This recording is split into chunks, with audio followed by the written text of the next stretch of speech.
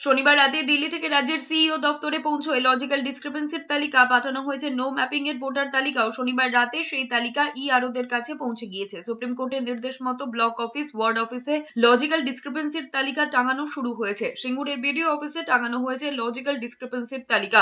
Unmapped ভোটারদের লিস্টও টাঙানো হয়েছে।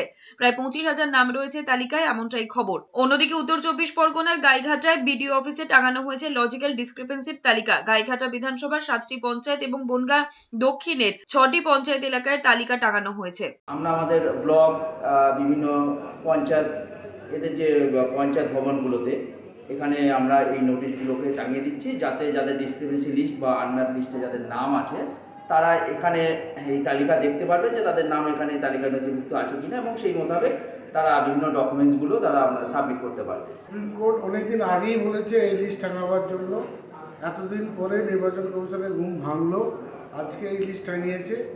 এই লিস্ট হয়রানি করার লিস্ট, মানুষকে বিভ্রান্তিতে ফেলার লিস্ট।